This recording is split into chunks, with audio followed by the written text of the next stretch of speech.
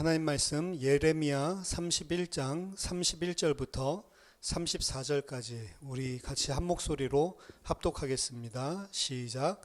여호와의 말씀이니라. 보라, 날이 이르리니 내가 이스라엘 집과 유다 집에 새 언약을 맺으리라.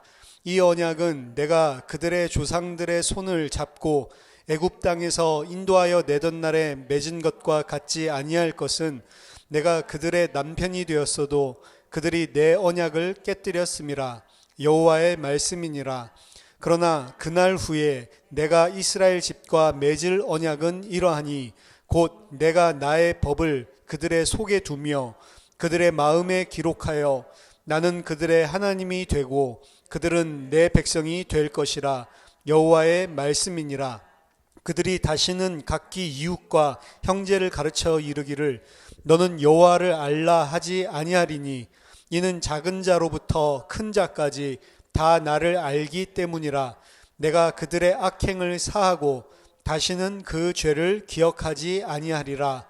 여호와의 말씀이니라. 아멘. 오늘 하나님의 언약에 대해서 우리가 같이 알아보는 시간을 가지겠습니다. 흔히 구약시대와 신약시대를 나누고 있죠. 세대주의적으로 구분을 하고 있고, 우리도 은연중에 그 세대주의적으로 구분하고 있는 그것을 맞다라고 생각하고 통상적으로 알고 있습니다. 흔히 구약시대를 율법시대라고 이야기를 하고, 그리고 신약시대를 예수 그리스도로 말미암은 그 은혜시대라고 착각을 하는 거죠. 사실은 성경에서는 율법시대 따로 은혜시대 따로 이런 구분이 없습니다. 물론 구약을 보면 하나님께서 율법을 주시는 게 나오기 때문에 그런 식의 오해를 할 수가 있는 거죠. 세대주의적인 사고방식이란 거는 그 구분을 명확하게 짓고 구원론까지도 심지어는 적용을 한단 말이에요. 그래서 마치 구약시대에는 율법을 잘 지켜서 하나님께 순종을 하고 우리가 율법을 잘 지킴으로 구원을 얻는 것으로, 하지만 이제 신약시대에는 은혜시대이기 때문에 율법을 좀 못 지키더라도 예수 그리스도 십자가 믿으면 구원받는 것으로, 그런 식으로 구분을 해놓는 거죠. 잘못된 것입니다. 구약 성경부터 신약 성경 전체에서 이야기하는 구원 방법은 오직 하나밖에 없어요. 전부 다 예수 그리스도로 말미암은 하나님의 은혜를 통해서만 구원을 받는 것입니다. 구약 시대에도 율법을 잘 지켜서 구원받으라고 준 게 애초부터 아니었단 말이죠. 구약 시대에 있었던 모든 자들, 믿음의 사람들이라고 히브리서에서 택하고 있는 그 사람들 율법을 잘 지킨 사람들이 아니라는 것을 성경은 낱낱이 밝히고 있습니다. 근데도 왜 그 사람들을 믿음의 사람이라고 칭하고 그 사람들을 하나님의 백성으로 부르고 있냐? 하나님의 은혜를 받은 자들이기 때문에 그렇습니다.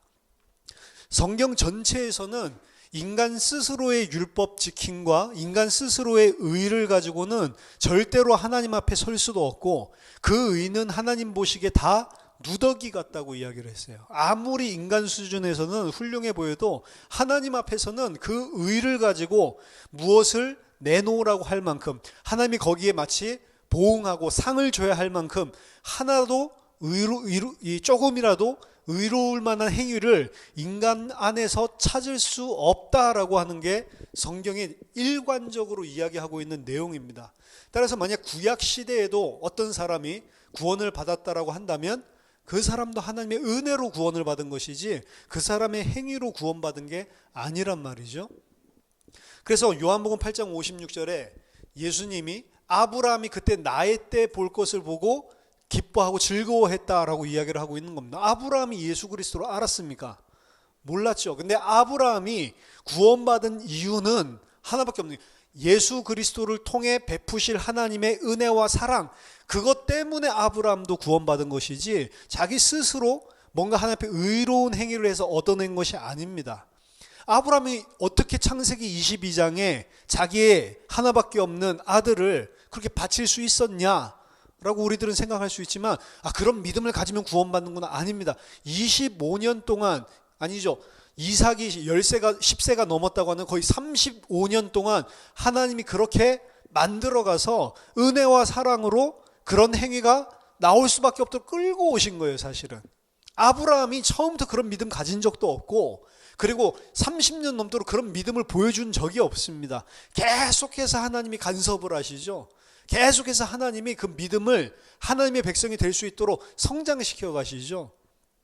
창세기 22장에서 그 모습을 보여주고 난 이후의 아브라함의 삶 또한 실망스럽단 말이에요, 사실은. 따라서 자신의 의로 구원받은 것이 아닙니다. 하나님이 하나님의 백성을 그렇게 인도하셔서 결국에는 구원받도록 은혜와 사랑을 베푸시는 것이죠. 그래서 구원의 길은 오직 하나밖에 없습니다. 이 죄인을, 절대로 하나님 앞에 어떠한 구원받을 메리트가 없는 죄인을 하나님이 은혜와 사랑으로 덮어주지 않으면 구원받을 사람은 단 한 명도 없는 것입니다.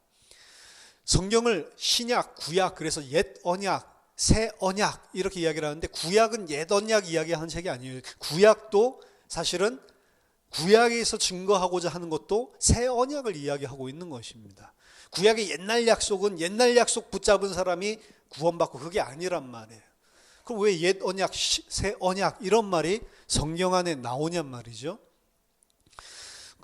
구약과 신약 전체 속에서 이야기하고 있는 언약은 한 가지밖에 없습니다. 그게 하나님의 은혜로 말미암은 거예요. 은혜로 말미암는다는 소리는 율법이라고 하는 것을 흔히 성경에서 옛 언약, 모세를 통해서 시내산에서 준 언약을 옛 언약이라고 하는데, 그 옛 언약은, 그 율법을, 모세의 언약은 구원을 위해 주신 것이 아닙니다. 그걸 통해 가지고 잘 지켜서 구원받으라고 준 언약이 아니란 말이에요. 옛 언약, 모세의 율법이라고 하는 것은 새 언약, 하나님의 언약 아니면은 안 된다라고 하는 것을 보여주시기 위해 주신 언약이지, 그걸 잘 지켜서 구원받는 게 아니라고요. 처음부터 하나님은 언약을 주셨는데, 언약의 내용은 다른 게 아닙니다. 구원에 대한 겁니다. 언약은 다른 것이 아니고 구원에 관한 것인데, 처음부터 너희들이 무엇을 잘 행하면 구원해 주겠다라고 말하지 않고 일방적으로 선포하신 것입니다. 구원을 처음 선포한 것이 창세기 3장 15절이다 라고 이야기를 해서 그걸 프로토 유앙겔리온, 프로토 에반겔리움이라고 이야기를 하는데, 원시적인, 원초적인 복음이라는 거죠. 가장 처음에 등장한다는 거죠. 하나님이 약속하신, 구원을 약속하신 그 약속이 가장 처음 등장하는 것이 타락하자마자 하나님이 직접 인간을 찾아오셔서 창세기 3장 15절에 여자의 후손이 뱀의 머리를 상하게 할 것이다. 그 창세기 3장 15절도 가만히 보면 아담과 하와에게 무엇을 행하라는 말이 한마디도 없어요. 여자의 후손이 와서 뱀의 머리를 상하게 할 것이다 라고 이야기를 했지, 하나님께서 너희들이 무엇을 해라 그러면 내가 여자의 후손을 보내서 이렇게 해주겠다 이런 이야기가 아니란 말이죠. 애초부터 처음 줬던 원시복음이라고 하는 그 언약도 하나님이 앞으로 행하실 것에 대한 일방적인 약속이고 선포였지, 사람에게 무엇을 기대하고 요구하는 게 아니었단 말이죠. 따라서 하나님이 주시는 언약의 특징, 인간을 구원하시기 위한 언약의 특징은 일방적인 것입니다. 하나님이 하시겠다라는 선언이지 인간이 어떻게 하면 이런 조건 자체가 없다라는 것입니다. 따라서 언약은 하나님이 행하실 것에 대한 선포예요, 사실은. 그리고 그것을 하나님께서 행하셨다는 겁니다. 신구약을 나눈다라고 한다면 구약은 하나님께서 행하신다라는 약속에 초점이 있다라고 한다면, 신약은 그 약속하신 대로 그대로 행하셨다라고 하는 게 신구약의 차이이지, 동일한 약속, 동일한 언약을 이야기하고 있는 책이라는 말입니다. 그렇지만 왜 옛 언약과 새 언약이라는 표현이 존재하냐? 언약을 구약에 크게 두 가지로 나눕니다. 그게 Abrahamic Covenant, 그래서 아브라함적인 언약, 그리고 Mosaic Covenant, 그래서 모세적인 언약, 이 두 가지를 이야기를 해요, 신학적으로. 그래서 성경 신학에서도 마찬가지입니다. 모자이크 커버넌트, 모세 언약이 있고 아브라함 언약이 있단 말이에요. 둘 중에 뭘 먼저 줬냐? 갈라디아서에서 보듯이 400년, 430년 전에 먼저 아브라함 언약을 주셨죠. 아브라함 언약의 특징은 무엇을 잘 행하라 그게 아닙니다. 하나님이 너로 복의 근원이 되게 하겠고 너로 큰 민족을 얻게 하고 너 이루게 하고 너로 모든 땅의 민족들이 복을 얻게 하겠다라고 하는 하나님의 일방적인 복의 선포지, 아브라함이 무엇을 행하라라고 하는 게 아니란 말이에요, 사실은. 그래서 아브라함의 언약, 뭘 보여주냐면 은혜입니다. 네가 뭘 행하는 거에 따라서 내가 이렇게 되게 하겠다라고 하는 조건이 아니고 내가 너를 그냥 일방적으로 그렇게 만들겠다라는 선언이기 때문에 은혜란 말이에요. 근데 모자이크 커브는 430년 후에 이스라엘 백성이 애굽에서 구원받고 나서 시내산에서 모세를 통해 준 언약, 이걸 모세 언약이라고 하는데 그것은 율법이라고 표현되는 겁니다. 율법의 모든 계명들은 행하라는 거예요. 하나님께서 이것이 옳다라고 이야기하니까 네가 그것을 행해라 라고 하는 것입니다. 그것을 잘 행하면 복을 받을 것이고 그것을 행하지 못하면 저주를 받을 것이다. 신명기 30장부터 32장 보면 네 앞에 내가 생명과 복과 화와 저주를 뒀는데 네가 골라서 행해라. 이것을 행하면 네가 생명과 복을 받을 것이요 네가 행하지 않으면 저주와 죽음을 당할 재앙을 당하게 될 거다라고 모세가 이야기를 하죠. 그러고 나서 모세가 뭐라고 말하냐면 내가 분명히 아는데 너희는 행하지 못한다. 그래서 후일에 종말에 너희들이 전부 다 저주와 화를 당하게 될 거다라고 하는 걸로 끝마친단 말이에요. 너희들이 그렇게 하면 이렇게 조건절해서 너희는 그렇게 할 거다라는 거 확정으로 모세가 이미 율법을 줄 때 선포했단 말이에요. 모세 언약은 율법을 잘 지킴으로 하나님과의 관계가 회복되는 것인데 결국에는 모세 자신이 선언했습니다. 너희들 못할 거다라고 이야기를 했단 말이에요. 따라서 모세를 통해서 준 시내산의 율법이라고 하는 것은 너희 인간 스스로 절대로 하나님 앞에 나아가서 구원 얻을 만한 것을 행하지 못한다. 하나님의 뜻을 너희들은 절대로 행할 수 없다. 하나님이 원하시는 거룩, 선을 너희들은 절대로 행할 수 없다. 그래서 너희들은 너희 스스로 그 율법을 통해 하나님 앞에 나아가려고 한다면 절대로 구원받을 수 없다라는 것을 어떻게 보면 선포하고 있는 게 율법이란 말이에요. 따라서 율법은 뭘 말하는 거냐? 하나님의 은혜가 없으면 우리는 안 되는 자입니다 라고 하는 것을 깨닫게 해주는 거라고요. 그렇게 보면 옛 언약, 율법으로 일컬어지는 모세 언약은 뭘 이야기하는 거냐면 은혜 언약으로만 우리가 살아날 수 있습니다 라는 것을 깨닫게 하는 잠정적인 언약인 것입니다. 그렇기 때문에 바울도 430년 후에 나온 이 모세 언약이, 모세 율법이 절대로 그 430년 전에 은혜로 주신 아브라함의 언약을 변개할 수 없다라고 이야기하는 거예요. 사람도 계약서 한번 쓰면 바꿀 수 없는데 하나님의 말씀이 어떻게 바뀔 수가 있냐? 그럼 왜 중간에 줬어요? 그 은혜의 언약으로 돌이키기 위해서 준 거란 말이에요. 애초부터 하나님이. 따라서 모세의 언약, 율법이라고 하는 것도 율법을 구약시대에 잘 지키면 구원받는다라고 하는 게 아니고 우리는 하나님의 일방적인 은혜로만 구원받을 수밖에 없는 죄인이구나 라고 하는 하나님의 은혜 언약 속으로 하나님의 백성을 이끌기 위해서 주신 잠정적인 언약이다. 그래서 옛 언약이라고 부르는 것 뿐입니다. 그럼 하나님의 언약의 핵심은 뭐냐? 은혜라고 볼 수가 있어요. 구약 성경에서 하나님의 언약에 대해서 가장 정확하게 표현하고 있는 본문이 오늘 우리가 읽은 예레미야 31장 31절에서 34절 그리고 에스겔서 36장 22절에서 28절입니다. 이것도 여러분들이 읽을 때 잘 유의해서 보면 뭘 행하라는 게 아니에요. 하나님이 그렇게 하겠다라고 하는 일방적인 선포입니다. 여호와의 말씀이니라 보라 날이 이르리니 내가 이스라엘 집과 유다 집에 새 언약을 맺으리라. 이 언약은 내가 그들의 조상들의 손을 잡고 애굽 땅에서 인도하여 내던 날에 맺은 것과 같이 아니할 것은, 이게 모세 언약이죠.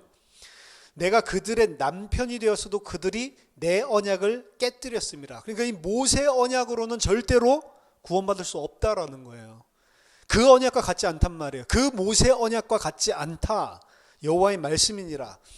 그러나 그날 후에 내가 이스라엘 집과 맺을 언약은 그날 후에라고 하는 것은 그냥 그날 후에라는 말이 아니고 정확한 의미는 종말에라고 하는 의미입니다. 종말에. 아하릿 하야밈. 종말에 내가 너희들과 이스라엘 집과 맺을 언약은 이러하니 곧 내가 나의 법을 그들의 속에 두며 그들의 마음에 기록하여 나는 그들의 하나님이 되고 그들은 내 백성이 될 것이라. 이게 언약의 핵심이란 말이에요. 너희는 스스로 절대로 율법을 지킬 수 없기 때문에 깨뜨리고, 내가 남편이 되었어도 언약을 깨뜨리고 나아가서 이 구원에서 하나님의 백성에서 떨어졌지만 내가 종말에 무엇을 이룰 것이냐? 내 법을 아예 너희 마음속에 새기고 내가 너희들의 하나님이 되고 너희들이 내 백성이 온전하게 되게 하는. 그래서 한마디로 말한다면 우리가 하나님의 백성이 되고 하나님이 우리 하나님이 되는 게 언약의 핵심이에요. 그걸 구원이라고 이야기하는 거예요. 내가 하나님의 백성이 되고 하나님이 나의 하나님이 되는 것. 그럼 지금 구원받지 않은 상태라고 하는 것은 거꾸로죠. 하나님이 내 하나님이 아니고 나는 하나님의 백성이 아니고 내가 생각하는 하나님은 다른 거죠. 그 여호와 하나님을 하나님으로 내가 섬겨야 되는데 다른 하나님을 하나님으로 섬기고 있단 말이에요. 다른 것을 하나님으로 섬기고 있는 상태. 그게 구원받지 못한 죄와 사망 가운데 있는 상태인데 마지막 날에 내가 너희의 하나님이 되고 너희가 내 백성이 될 것이다. 어떻게? 방법은 내가 너희 마음에 내 법을 새겨넣겠다라고 이야기를 하는 겁니다. 그들이 다시는 각기 이웃과 형제를 가르쳐 이르기를 너는 여호와를 알라 하지 아니하리니 이는 작은 자로부터 큰 자까지 다 나를 알기 때문이라. 내가 그들의 악행을 사하고 다시는 그 죄를 기억하지 아니하리라. 여호와의 말씀이니라. 에스겔서 36장 22절에서 28절도 같이 보겠습니다. 동일한 내용인데 좀 더 정확하게 자세하게 설명하고 있는 부분이 존재를 한단 말이죠. 에스겔서 36장 22절부터 그러므로 너는 이스라엘 족속에게 이르기를 주 여호와께서 이같이 말씀하시기를 이스라엘 족속아 내가 이렇게 행함은 너희를 위함이 아니요 너희가 들어간 그 여러 나라에서 더럽힌 나의 거룩한 이름을 위함이라. 여러 나라 가운데서 더럽혀진 이름 곧 너희가 그들 가운데에서 더럽힌 나의 큰 이름을 죄 가운데 빠졌다는 거죠. 내가 거룩하게 할지라. 이들은 계속해서 하나님의 이름을 거룩한 이름을 먹칠하고 더럽게 하는데 내가 거룩하게 하겠다라고 이야기를 합니다. 내가 그들의 눈앞에서 너희로 말미암아 나의 거룩함을 나타내리니 내가 여호와인 줄을 여러 나라 사람이 알리라. 주 여호와의 말씀이니라.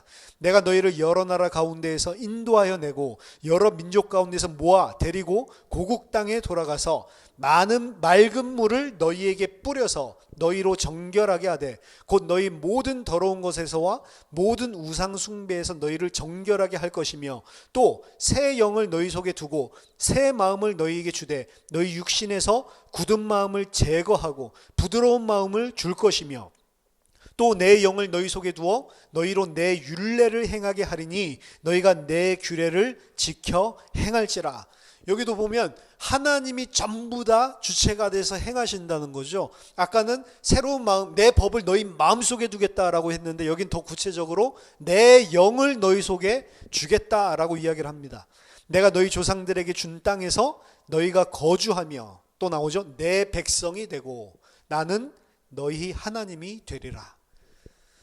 결국에 언약의 핵심은 하나님이 우리의 하나님이 되고 그리고 우리는 하나님의 백성이 되는데 그걸 우리한테 뭘 요구한 게 하나도 없어요. 내가 그렇게 되게 만들겠다라고 하는 게 핵심입니다. 그래서 언약의 내용을 정리해보면 구원에 대한 거예요.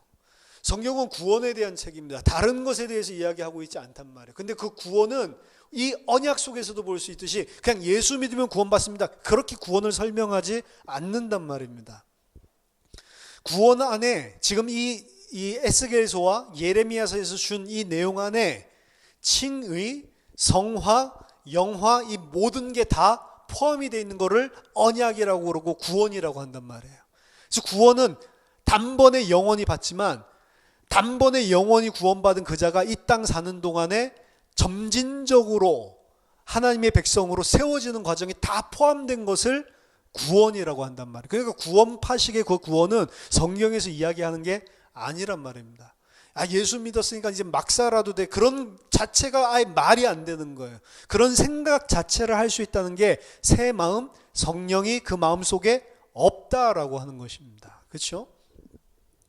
그래서 인간 편에서 깨뜨릴 수 없는 영원한 언약입니다. 내가 앞으로 종말에 세울 그 새 언약은 하나님께서 하행하실 것이고, 인간 편에서 깨뜨릴 수 없다라고 하는 말은 인간이 무엇을 하면 되고 안 하면 안 되고 그게 아니란 말이에요. 하나님이 그냥 일방적으로 행하시는 거기 때문에 인간의 행위랑은 전혀 상관이 없는 것입니다.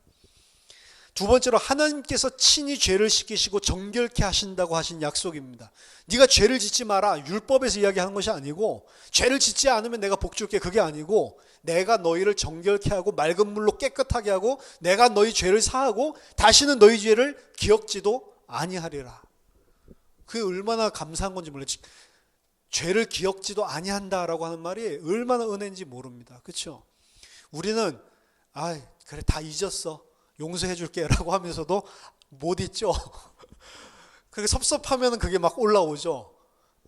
다 없던 걸로 할게 라고 해놓고 한 몇 개월 지나면 섭섭한 일이 생기면 그거 그대로 내가 몇 개월 전에 그것까지도 내가 없던 일로 했다고 했는데도, 그렇지, 우린 전능하지 못하기 때문에. 근데 하나님이 잊겠다라고 기억지도 아니하겠다라고 하나님이 하시면 하나님 할 수 있단 말이에요. 그러니까 뭐 나중에 천국 올라갔을 때 부끄러운 구원 받지 마라, 그때 되면 프로젝터로 너 죄 지은 거 쫙 사람들 앞에, 백보자 앞에서 전부 다 필름, 동영, 영상 감상하면서 너 저랬었지. 그 사람들한테 다 보면서 막 내가 부끄러워 죽으려고 할 때 예수님이 잠깐 나의 변호사가 돼서 내가 그를 위해 죽지 않았습니까? 그럼 그렇지, 용서. 이게 아니란 말이에요. 우리는 다 알고 있잖아요. 나 같은 사람이 어떻게 하나님의 백성이 될 수 있을까? 그 심판대 앞에 섰을 때 우리들 다 죄인이고 죽을 수밖에 없는 그 영광과 그 거룩을 직접 대한다고 생각해 보세요. 우린 절대로 할 수 없구나 라고 하고 내가 죄인입니다 이러고 있는데 하나님은 네가 무슨 죄를 지었다고 그래? 예수 그리스도를 쳐다보고 예수 그리스도 안에 있는 자에게는 아무 죄를 기억지 않는단 말이에요. 그게 나를 정결케 한다는 것입니다. 예수 그리스도의 의, 온전한 의만 쳐다보고 나의 죄는 아예 기억지도 않고 없던 걸로 쳐주겠다는 거예요. 하나님 편에서 그렇게 하시겠다라고 약속을 하신 것입니다. 그게 언약의 중요한 내용이에요. 내가 죄를 짓는다 안 짓는다 거기에 방점이 있는 것이 아니고, 하나님이 그 죄를 정결케 할 것이고 하나님이 그 죄를 기억지도 않겠다라고 하나님 편에서 일방적으로 주는 약속, 그게 이미 구약에서부터 있었던 언약의 내용인 거죠. 세 번째로 성령을 마음속에 주셔서 새 마음을 주셔서 새 마음을 품게 하겠다. 너희 굳은 마음을 제거하여 버리고 부드러운 마음을 줄 것이다. 그게 뭐냐? 성령을 너희 속에 줄 것이다 라고 이야기를 했단 말이에요. 따라서 성령이 우리 속에 있으면요, 분명히 우리들이 율법을 지킴으로 구원받는 거 아니지만 분명히 그 삶이 반영돼서 나타납니다. 왜냐하면 성령이 우리를 중생시키고 우리가 하나님의 백성이 되었다라고 하는 것은 우리가 죄를 깨닫고 죄를 혐오하게 되고 그 죄에서 돌이키는 걸 이야기하잖아요. 그 죄라고 하는 것의 핵심은 납니다. 율법은 나쁜 게 아니에요. 율법에서 이야기한 것의 핵심은 하나님만 사랑하고 네 이웃을 네 몸처럼 사랑하라 라고 했는데 우리는 하나님을 사랑하지도 않고 나를 이웃 위에 나만을 위해서 살잖아요. 그게 죄의 본질적인 죄가 드러나는 양상이란 말이죠. 죄의 핵심은 난데 죄가 드러나는 양상은 그렇게 드러난다고. 하나님을 하나님으로 안 모시고 하나님 사랑하지 않고 이웃 사랑하지 않고 나 사랑으로 나타난단 말이에요. 그래서 죄인은 그런 행위들만 나타나게 돼 있는 게 죄인입니다. 근데 거기에서 이게 얼마나 큰 죄인지 몰랐는데 그게 죄였구나 알고 하나님 앞에 무릎 꿇고 혐오하면서 돌이키는 걸 보고 회개라고 하고 중생이라고 한단 말이에요. 그거를 갖다 죄를 그렇게 앓은 사람이 이전이랑 똑같은 삶이 나올 수 있냐? 정도의 차이는 있겠지만 반드시 달라지게 돼 있습니다. 그리고 하나님의 은혜와 사랑을 아는 사람들은 점진적으로 하나님의 백성으로 만들어 나간다고 했기 때문에 그 삶들이 나타난단 말이에요. 근데 한 가지 차이점이 있습니다. 그 삶이 나타나는데 그 삶이 성령의 열매이고 하나님의 은혜로 말미암아서 당연히 나올 수밖에 없는 행위이기 때문에 이 사람들은 그거를 내가 뭘 행했다라고 하나님 앞에 들고 나오지를 않는 것뿐이에요. 오히려 내 부족한 모습을 계속 보죠. 그래서 하나님 앞에 더 죄송스럽고, 분명히 다른 사람 봤을 때는 예수 믿기 전과 예수 믿고 난 후의 삶이 많이 바뀌었는데도 본인 자신은 죄인이라는 사실을 계속 날마다 하나님 앞에 발견하고, 그러니까 그걸 가지고 하나님 앞에 교만으로 내세울 수가 없는 것이죠. 다음에 좀 더 자세히 말씀하겠지만 이 율법에 관해서 잘못 생각하는 것 두 가지가 있는데, 반법주의, 엔타이노미아니즘, 그럼 율법을 폐하는 율법 폐기론적인 생각, 그 잘못된 생각이고요. 그리고 반법주의랑 조금 닮은 게 covenantal nomism이라고 있어요. 언약적인 율법주의. 유대인들은 1세기 유대인들은 율법주의가 아니고 정확하게 말하면 covenantal nomism, 언약적인 율법주의자입니다. 언약적 율법주의.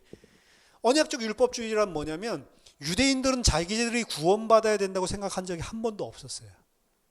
왜? 아브라함 자손이니까. 그러니까 예수님이 이야기하죠. 아브라함에게서 태어났다고 해서 그 후손이라고 해서 아브라함 백성 아니다, 아브라함의 자손 아니다라고 이야기를 하죠. 하나님은 돌들로도 아브라함의 자손 만들 수 있다, 뭐 이렇게 이야기를 하잖아요. 그 사람들은 나는 아브라함의 혈연적인 후손이니까 당연히 하나님의 백성이라고 생각을, 구원받았다라고 다 생각을 해요. 왜? 내가 아브라함의 후손이니까. 그럼 이 사람들은 왜 율법을 지키려고 했죠? 구원받으려고 사실은 지키는 게 아니었습니다. 뭐냐면 구원에서 떨어져 나가지 않는 거예요. 하나님의 백성으로 계속 남아있는 거죠. 그게 갈라디아에 온 교사들이 하는 이야기랑 똑같다면, 예수 믿어서 구원받았지만 율법을 지켜야 안 떨어져 나간다, 이렇게 이야기하는 거죠. 그게 커버넌탈 노미즘이에요. 그럼 오늘날에도 이 두 가지가 있습니다. 아예 반법주의자가 있고요, 구원파 같은 데가 반법주의라고 할 수 있죠. 이제 우리는 율법에서 해방됐으니까 이제 죄 아무렇지도 않아 이러면서 죄를 지어도 그리스도께서 이 죄도 다 용서하셨으니까 뻔뻔하게 계속하죠. 그걸 또 믿음이라고 생각하죠. 오늘날에만 있었던 게 아닙니다. 고린도 교회에도 있었어요. 고린도 교회에서도 자기 아버지의 아내랑 잠을 자면서 교회에 와서 자랑했다라고 이야기를 합니다.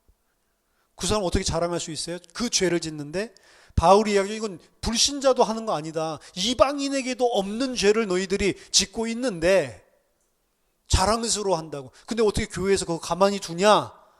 율법주의입니까? 아니에요. 이 사람이 율법 폐기론적인 잘못된 믿음을 이야기해요. 이 사람이 그걸 자랑스러워한 것은 잠시 교리적인 착각과 성장하는 과정 속에서 분명히 있을 수 있습니다. 근데 바울의 이 이야기를 들으면 이 사람은 진짜 하나님의 백성이라면 그게 내가 뭔가를 좀 잘못 깨달았구나, 돌이키게 돼 있겠죠. 나중에 고린도후서를 보면 이 사람이 돌이켰어요.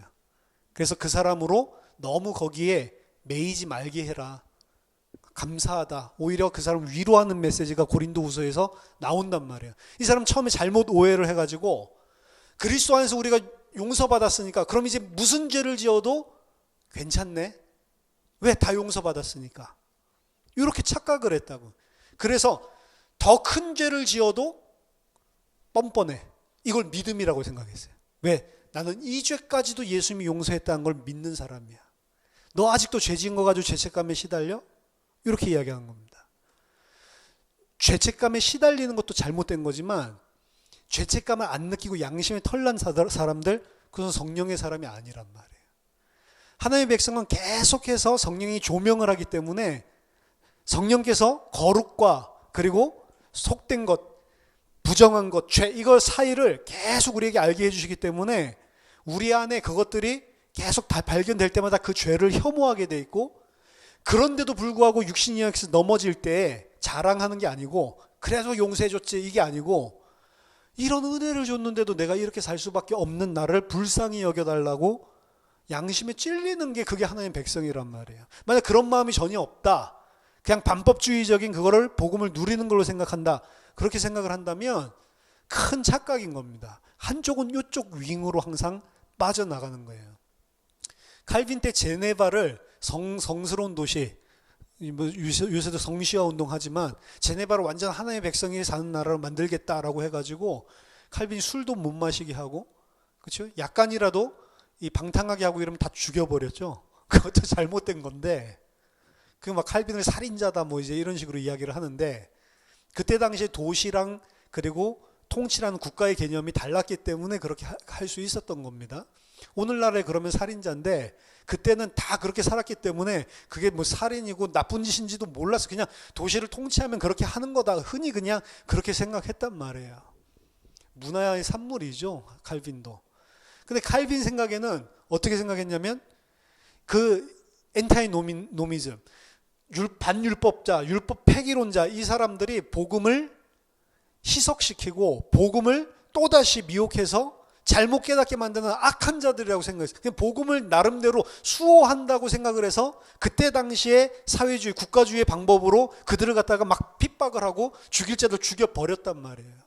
방법 잘못된 거지만 본의는 그런 게 아니라, 이 반율법주의자들, 요 사상들이 복음을 또 혼미케 못하게 하는 것들이 더 컸다, 그렇게 생각을 하시면 됩니다.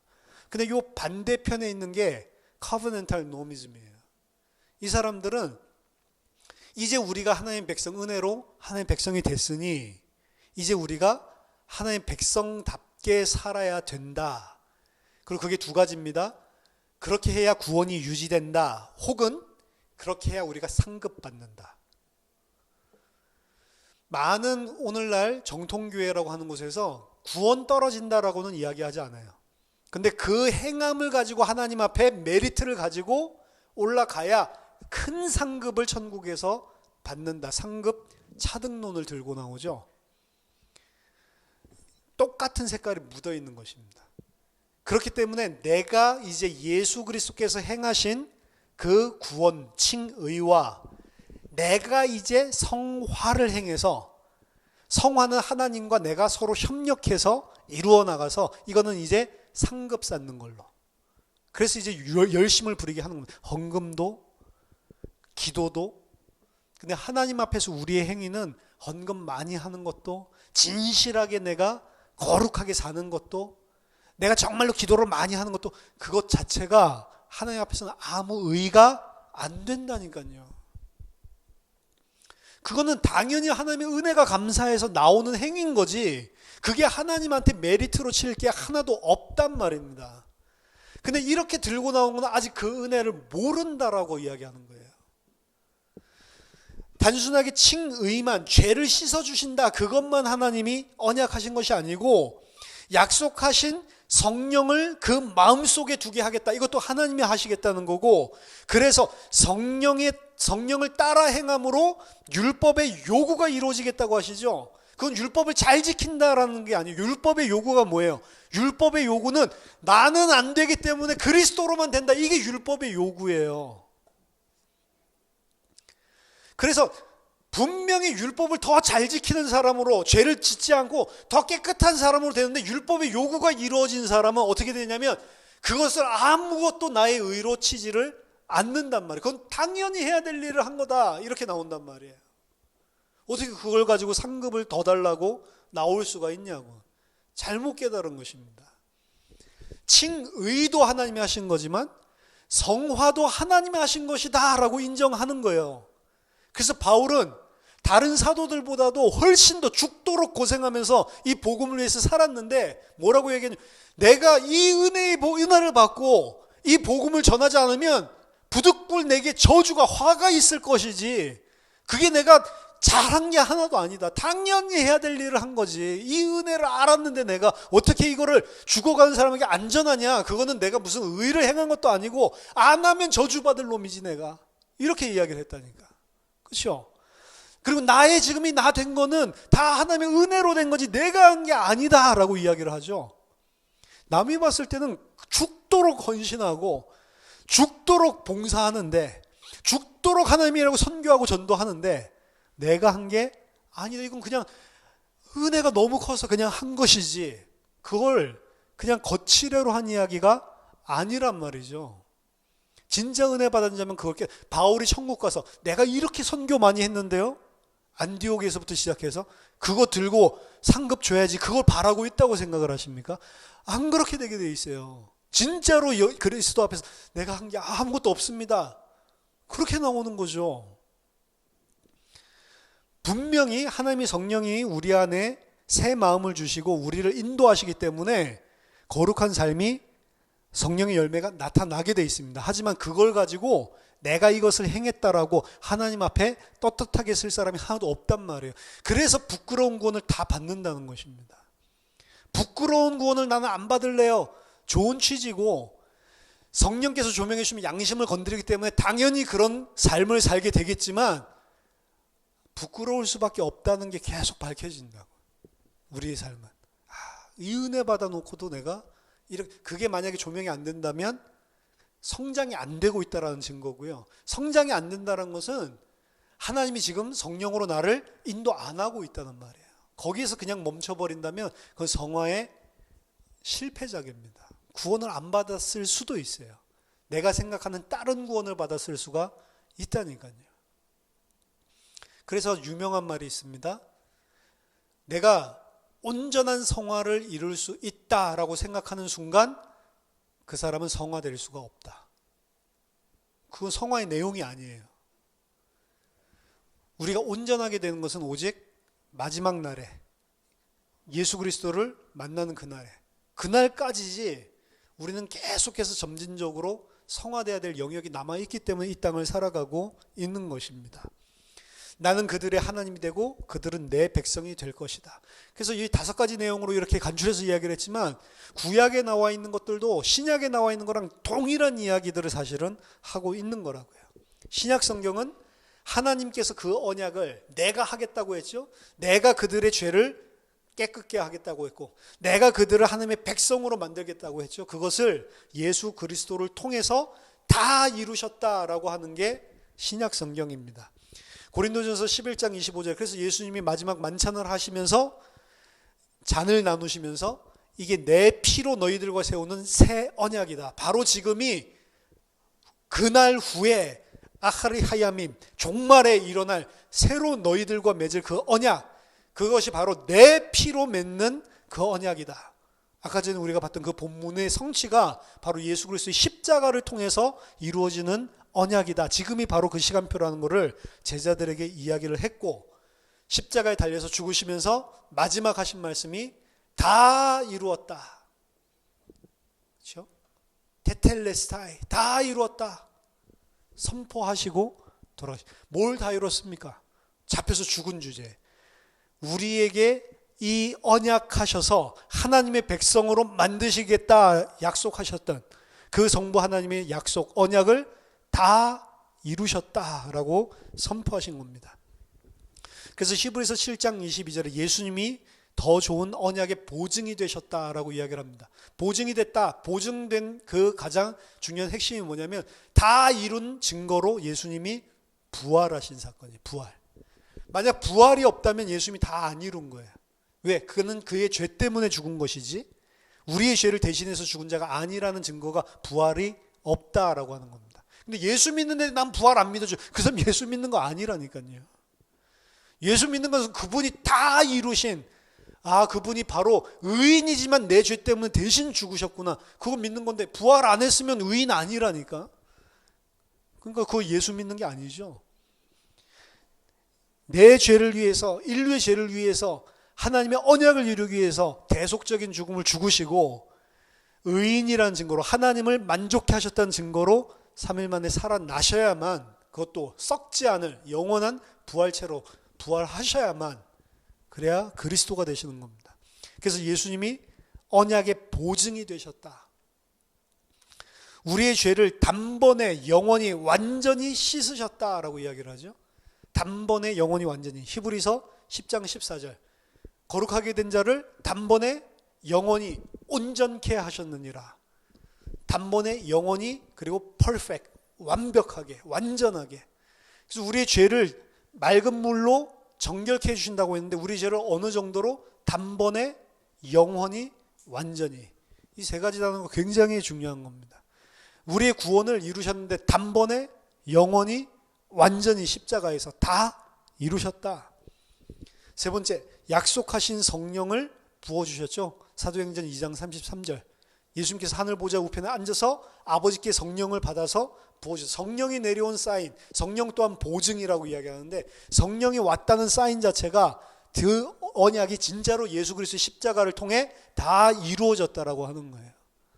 그렇죠? 그래서 그 새 마음을 우리 속에 부어 넣어 주셨죠. 성령을 따라 행함으로 율법의 요구가 이루어지게 하셨다. 로마서 8장 3절에서 4절. 육신이 연약하여 할 수 없는 그것을, 그렇죠? 그 육신이 연약하여 할 수 없다라고 하는 건 율법을 행함으로 구원을 얻어내려고 하는 것입니다. 근데 성령께서 우리 속에 오셔서 영을 따라 인도함을 받는 그들에게 율법의 요구가 이루어지게 한다라고 이야기를 했습니다. 영을 따라 인도받는다는 건 이제 성령을 따라 인도받으니까 율법에서 이야기하는 거룩을 다 잘 지키게 되는구나 그 소리가 아니고, 영으로 인도함을 받는다라는 이야기는 이제는 율법을 행하려고 하는 건 그건 육으로 인도받는 거고요. 영으로 인도받는다라고 하는 것은 내가 이걸 잘 행하는 것이 아니고 예수 그리스도 안에 들어가야지만 구원받는구나. 그게 영으로 인도함을 받는, 그리고 그게 율법의 요구가 완성되는 거라니까요. 지금 이 차이를 잘못 깨달으면 잘못된 성화론으로 갈 수 있다고요. 성화는 반드시 그리스도의 삶을 통해서 되어져야 되는 거지만 성화론에서 이야기한 거는 이제 율법의 요구를 성령이 있으면 이뤄내야 될 거 아니냐 이런 식으로 나간다고요. 그리고 계시록 21장 3절에 보면 하나님의 온전한 백성이 되게 하셨죠. 똑같은 표현이 등장을 합니다. 그들의 하나님이 됐고 그들은 하나님의 백성이 돼서 그 눈에서 눈물을, 그리고 영원한 사망과 고통이 없게 영원한 하나님의 백성이 되게 하시죠. 이 모든 것이 다 구약에 있었던 약속, 언약이었고 그것이 그대로 그리스도의 십자가와 부활을 통해서 성취됐다라고 하는 것을 보여주는 겁니다. 따라서 언약을 이루시는 대상과 주체는, 대상은 아무나 되는 게 아니고 에베소서 1장 4절에서 5절, 11절 12절 보면 창세전에 하나님께서 택하신 백성에게, 그러니까 이것이 택하신 백성만 될 수 있다는 것도 언약의 주체, 언약을 이루신 주체가 하나님께 있다라고 생각을 했을 때만 추론할 수 있는 이론입니다. 만약 그것이 하나님이 다 언약을 행하시는 거다 이렇게 안 믿으면 내가 나의 어떤 행위나 나의 어떤 선택이나 결정에 따라서 구원을 받을 수 있다라는 이야기가 되는 거예요. 언약은 하나님이 약속하셨고 하나님이 다 이루시는 거다 이 전제가 맞다면 그것이 적용되는 대상도 하나님 편에 있는 거지 우리에게 있는 게 아니라고요. 하나님께서 이미 창세전에 하나님의 백성들을 전부 다 택하셨고 그들 때문에 창조를 하셨고 그들 때문에 이 과정을 통해서 하나님의 백성 만들어 나가시는 것이지, 구원의 계획도 없고 생각도 없다가 갑자기 보니까 너무 기특해가지고 구원하는 법은 없다라고 하는 것입니다. 그 택하신 자가 누군지 모르니까 문제지 분명히 있다고요. 있다고 하면 참 편하겠죠. 하나님이 택하신 자는 이마박에 빨간 점이 있다. 그럼 빨간 점 있는 점인지 교회 안에서 보면 택한 사람이구나. 그러니까 없는 사람은 어쩐지 이상하더라. 이게 이해가 될 건데 빨간 점이 없어요. 그러니까 우리가 모른다 뿐이지 하나님이 다 창세전에 택하신 자, 그 사람이 대상입니다. 그리고 그 대상을 반드시 하나님은 이렇게 만들어낸다는 거죠. 주체는 하나님입니다. 로마서 8장 30절 보니까 부르신 것도, 그 부르신 자를 의롭다 한 것도, 그 의롭다 한 자를 영화롭게 하는 자도 전부 다 부르신 자에게 포커스가 있는 거예요. 우리가 뭘 잘해서 우리가 뭘 못해서가 아니란 말입니다. 그리고 요한복음 6장 39절에 내 아버지의 뜻은 아버지께서 내게 주신 자 한 명도 놓치지 않고 다 마지막 날에 부활로 생명으로 살리는 것이다. 내가 이 일을 위해서 왔다. 예수님 이야기합니다. 한 사람도 빠짐없이 다 그 생명으로 나는 부활시키러 왔다. 하나님이신 그분이 그것 때문에 오셨대요. 그러면 그 결정과 그 이루어짐, 성신은 유효한 것이지 절대로 변질되거나 변할 수 없는 거죠. 그래서 창세전에 택하신 자들은 전부 다 그렇게 만드는 겁니다. 내가 어떻든지 간에 상관이 없어요. 믿으면 구원받는다. 사실은 틀린 말입니다. 믿었으니까 구원받죠. 맞는 말이지만 내가 믿는 거 아니에요. 믿는 것도 사실은 다 하나님의 은혜로 믿게 되어지는 거예요. 이건 제가 하는 이야기가 아니고 웨스민스터 신앙 고백서에 다 나와 있는 이야기입니다. 믿음도 하나님의 선물이라고 이야기를 해요. 내가 믿는 거 아니라고요. 하나님이 선물로 은혜를 주셨기 때문에, 선물이란 건 은사죠. 은사는 은혜죠. 정확히 내가 한 것이 하나도 없기 때문에 그걸 은사라고, 선물이라고 이야기를 하는 거란 말이에요. 빌립보서 1장 6절, 너희 속에 착한 일을 시작하신 거니가 그리스도의 날까지 완성할 것이다. 이 구원을 시작하신 그분이 반드시 다 완성할 것이다. 그거 얼마나 감사해요. 이것 때문에 우리가 우리의 죄악이 발견되는 속에서도 감사하고 누릴 수가 있는 것입니다. 안 그러면 죄책감에 쩔어가지고 맨날 시달려야죠. 근데 성경에 보면 시달리는 게 아니고 감사하고 기뻐한다라고 했습니다. 로마서 7장 보면은 바울이 죽을 똥살똥하죠. 이건 내가 행하고자 하는 선은 행하지 않고 계속 악만 나오는구나. 오호라 나는 공고한 자다라고 하는 그 깨달음이 가는 순간에 찬송하리로다. 그래서 그리스도 예수 안에 있는 자는 결코 정죄함이 없게 하신 거구나. 죄와 사망의 법에서 나를 생명의 성령의 법으로 해방하셨구나. 거기까지 가는 게 그리스도인입니다. 그래서 그거 깨달을 때는 오히려 내 부족한 거, 연약한 걸 보는 게 아니고 그리스도께서 행하신 일 때문에 감사하게 돼. 그걸 보고 누림이라고 이야기하는 거예요. 누림. 계속 찌달려 있는 것도 잘못된 것입니다. 맨날 나는 죽을 죄인이야. 잘못된 거라니까. 죽을 죄인이 아니고 그 죄인을 살리신 그리스도 때문에 감사하고 누려야죠. 연약한 거 나와도. 그러니까 이게 반법주의자보다도 더 못 누리는 거예요. 그렇죠? 반법주의자들은 막 죄 지으면서 마셔 완전히 누리고 막 활기가 찬데, 교회 안에 와 있으면 계속 나는 죄인이 너무 찌그러져 있는 거예요. 맞는 거지만 틀린 거라니까. 그렇죠? 생명 안에 있는 기쁨을 거기까지 못 간다는 거죠. 율법주의에 계속 묶여 있다는 거죠. 그러니까 이게 참 묘합니다. 이렇게 가면 반법주의자로, 이렇게 가면 율법주의자로. 그 사이를 가는 게 어렵다. 이게 성령이 우리에게 가르쳐 주시지 않으면 사람은 계속 매이게 돼 있다고요. 죄책감 시달리는 건 율법주의에 매여 있다는 거죠. 막 방종하면서 막 즐기고 있는 거, 이거는 반법주의자로 지금 빠졌다는 거죠. 성령 인도 안 받는 사람은 내 무능하고 연약함을 보지만 그 속에서 감사하고 하나님께 무릎 꿇을 수 있는 그 안에 성화가 있는 거란 말이에요. 그것 자체가 성화잖아요. 나를 의지하지 않고 그리스도 의지하는 거. 왜 낙심합니까? 나를 의지하고 있기 때문에, 내가 뭔가 될 수 있다라고 생각하기 때문에 낙심하죠. 왜 내가 그렇게 힘이 납니까?